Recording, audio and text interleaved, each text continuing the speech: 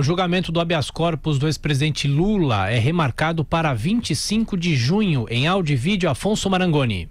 Ficou para o dia 25 de junho o julgamento de um pedido de liberdade do ex-presidente Lula na segunda turma do Supremo Tribunal Federal. A data foi anunciada pelo ministro Gilmar Mendes, que havia solicitado mais tempo para analisar o processo. A defesa do ex-presidente entrou com o habeas corpus alegando que o então juiz federal Sérgio Moro agiu de forma parcial no julgamento do petista no caso do triplex do Guarujá. O processo começou a ser julgado no dia 4 de dezembro e 2 ministros já votaram. Tanto o relator do caso, Luiz Edson Fachin, quanto a ministra Carmen Lúcia defenderam a permanência de Lula na prisão. Agora faltam os votos dos ministros Gilmar Mendes, Ricardo Lewandowski e Celso de Mello. Na mesma sessão ficou definido que caberá ao plenário do Supremo decidir sobre um pedido de habeas corpus coletivo que pode beneficiar o ex-presidente Lula. Os ministros vão analisar a legalidade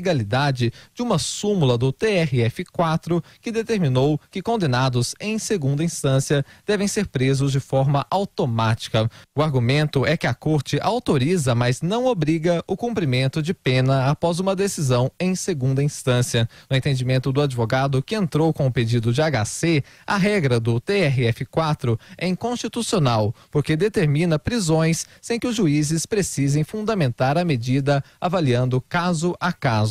Na sessão, o presidente da segunda turma, ministro Ricardo Lewandowski, classificou a medida de equivocada. A decretação automática da prisão do réu, com base exclusivamente no mencionado enunciado subular do TRF4, contribui de forma direta para a perpetuação e o agravamento das severas disfunções verificadas no sistema prisional brasileiro, fazendo aumentar ainda mais a superpopulação carcerária e a precariedade das condições dos presídios. A decisão do ministro Ricardo Lewandowski veio após uma sugestão do ministro Celso de Mello. Segundo o decano da corte, o tema é uma questão constitucional e exige a análise dos 11 ministros da corte. Essa é uma oportunidade que se oferece ao Supremo Tribunal Federal, ao egrégio plenário desta Corte Suprema, para, a partir dos brilhantes fundamentos expostos no douto voto de Vossa Excelência, reabrir o debate. Sem citar nomes, o ministro Gilmar Mendes fez referência aos vazamentos de conversas do ministro da Justiça e Segurança Pública, Sérgio Moro, e de procuradores da Lava Jato em Curitiba. Ele ironizou o conteúdo dos diálogos, afirmando que existe um modelo de colaboração que se está a desenvolver em que juiz chefia procurador. Gilmar Mendes ainda disse que juiz não pode ser chefe de força-tarefa. Não existe uma previsão de quando a súmula do TRF4 vai ser julgada no plenário do Supremo. Ainda nesta terça-feira, a Ordem dos Advogados do Brasil pediu para o STF remarcar o julgamento sobre prisão após condenação em segunda instância. Essa questão estava agendada para ser apreciada em abril, mas o atual presidente da OAB, Felipe Santa Cruz, pediu que o tema fosse retirado da pauta para que a entidade pudesse estudar melhor o assunto. A OAB e os partidos PCdoB e Patriota são autores de ações que pedem ao Supremo mudança no entendimento que permitiu a prisão após condenação em segunda instância. A data para o tema voltar a ser discutido vai ser definida pelo presidente da Corte, ministro Dias Toffoli. A pauta do Supremo já está programada até agosto. José, são consequências já dos vazamentos das mensagens, né? Sem nenhuma dúvida, o que nós estamos assistindo é uma repercussão do vazamento dessas mensagens do juiz Sérgio Moro com o procurador Dallagnol sobre os processos que dizem respeito à Lava Jato, sobretudo o Lula.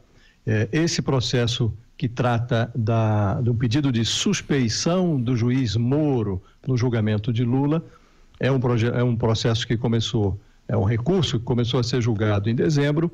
O relator da Lava Jato na segunda turma, Edson Fachin, já deu o seu voto contra e Carmen Lúcia também, ou seja, ambos, Carmen Lúcia e o relator da Lava Jato, deram o seu aval à atuação de Sérgio Moro, dizendo que o juiz não exorbitou nas suas atribuições. Gilmar Mendes pediu vista e ele estava com essa vista tranquila, ia trazer só depois do recesso em agosto, mas ele, diante da divulgação das mensagens trocadas entre Moro e Dallagnol, decidiu antecipar. E antecipou porque o cenário é favorável a essa antecipação do ponto de vista de Gilmar Mendes, que é um crítico severo, ácido da Operação Lava Jato. Então, o que nós vamos verificar no dia 25, quando a segunda turma se debruçar sobre esse assunto, é efetivamente a consequência prática da divulgação das e o procurador nos processos da Lava Jato. O que está em discussão como um pano de fundo pode um juiz conduzir ou se entender ou combinar atitudes com o procurador pela legislação, pela Constituição, pelo Código de Magistratura? Não pode, porque a norma é que o Estado não pode prevalecer sobre os corruptos, sobre aqueles que estão sendo julgados, sem método. O Estado não é criminoso, o Estado tem as suas balizas que precisam ser seguidas. E essas balizas foram ultrapassadas segundo os diálogos, as mensagens que foram divulgadas. Então, os adversários da Lava Jato no Supremo estão utilizando isso para reabrir os diversos assuntos. A questão agora é saber se os ministros terão bom senso para separar o que é transgressão de um procurador e de um juiz daquilo que é fato.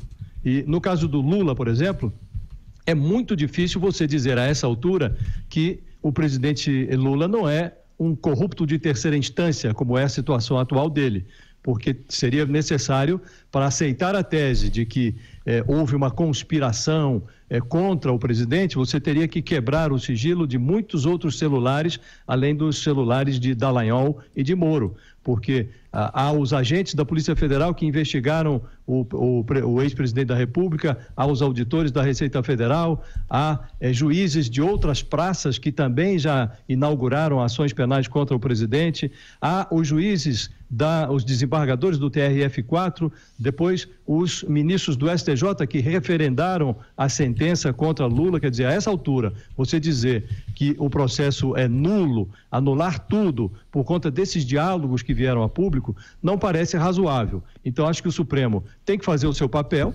Agora, será uma pena se, diante do que foi revelado das conversas entre Moro e Dallagnol, você agora vira a página da corrupção para trás, como se nada tivesse acontecido. Isso é que está em jogo agora, isso é que o Supremo vai ter que decidir no dia 25.